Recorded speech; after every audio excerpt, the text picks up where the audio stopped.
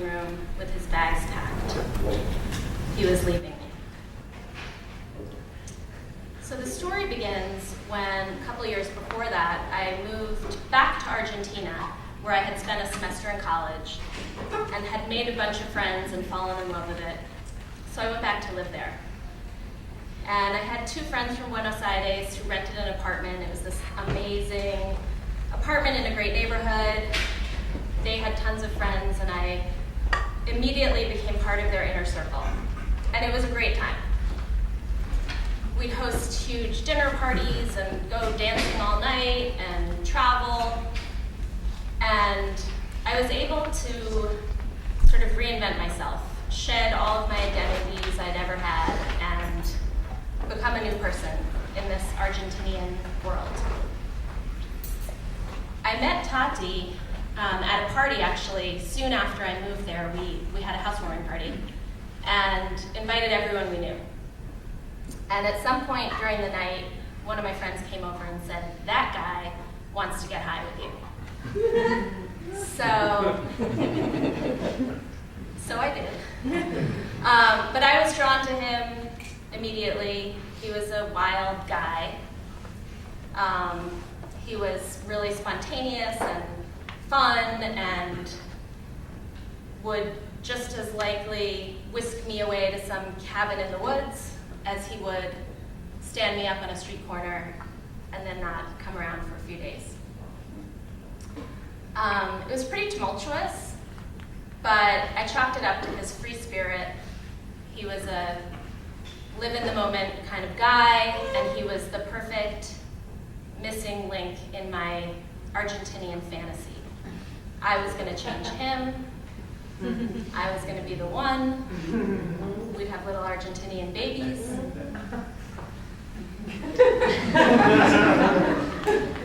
So we dated for a long time, and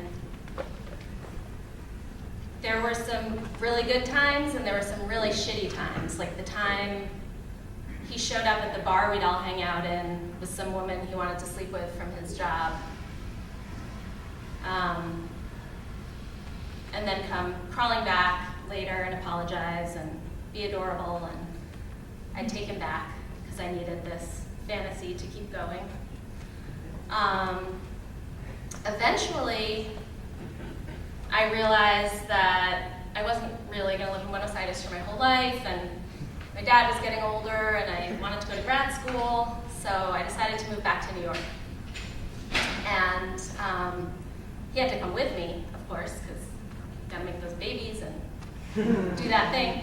So he came with me, and we moved into an apartment in Brooklyn, and he got a job as a chef in a restaurant, working nights. I got a job at a nonprofit, working days. And for a little while, it was okay. He was really charming to my friends with his 5 words of English. And my parents really liked the 5-course meals he would cook and the creme brulee he'd whip up. But nobody really knew him or understood quite what was going on, but they trusted me.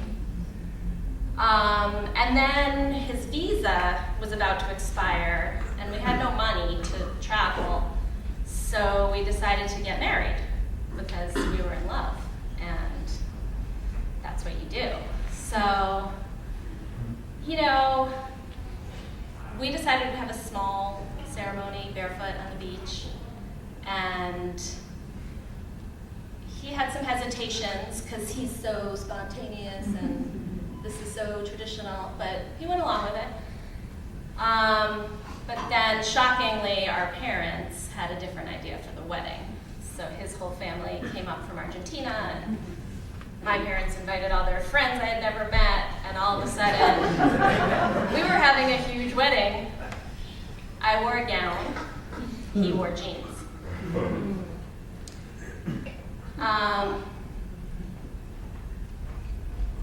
It's not that things changed after we got married. Things were sort of the same, but we were married. So when he said things like, "Why are you upset that I didn't come home last night? I don't want anyone to rely on me." I kind of sucked.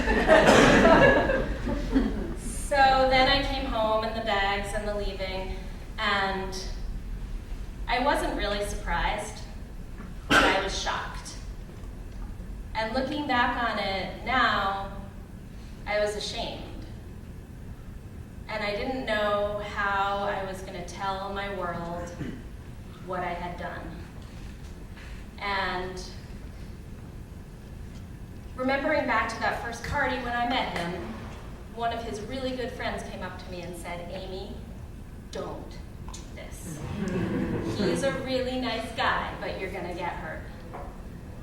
And I was young and invincible, and there were other friends who said the same thing, and now here I was, needing to prove them right. So it was easier to say, "The fuck? He left. Everything was great. I don't know. What a dick." And everyone was supportive and held me tight, and that's how it went for a while, but I didn't heal from that. And I was so ashamed that I made him come to my holiday party 5 months later, because I hadn't told anyone at work what had happened. And so that night, after that party, I took him outside and said, "Are you ever coming back?" And he said no. And so that's when the end really began. And then there were therapists and lawyers, and mostly there was time. And there were 10 years where I never saw him.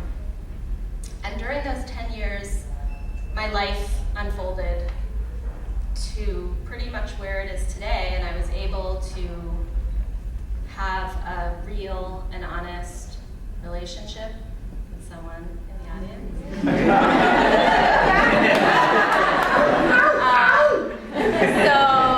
So when my daughter was born, right around that 10-year mark when I hadn't seen him, I had her in the Bjorn, and my son Oscar was 6 at the time. And he was like, "Hey Mom, let's go get a chocolate croissant from Choice." So we walked over to Choice, and we're like walking in, and there's Tati working behind the counter. Oh my God. And my heart dropped, and I just panicked and like spun around and grabbed Oscar's hand and started running down the block. And Oscar's like, "Mom, what the fuck? Like chocolate croissant."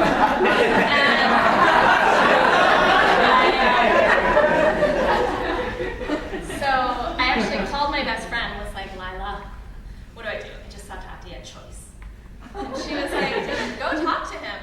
You know, you're great. Like, go talk to him."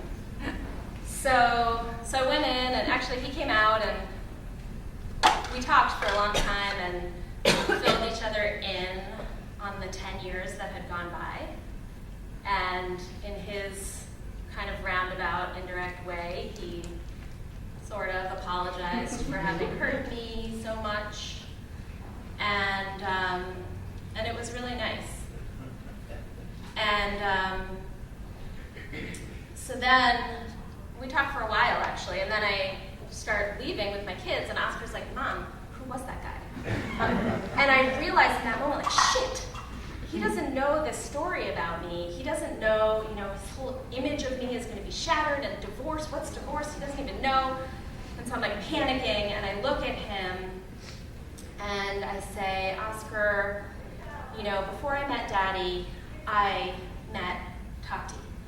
And we got married, and we thought we would have a family together, and we thought we would be together, and then it was really hard, and so we weren't getting along, and so then we decided not to be together anymore." I'm like totally panicked, and he looks up at me and is like, "You're divorced?" Yeah, I thought, like, can I get another croissant? That was a good moment. And now I see Tati all the time. He sells soap at Brooklyn Flea and walks his dog at Great Park and buys coffee where I take my kids to school. And in those moments when I see him, I don't feel dread or panic.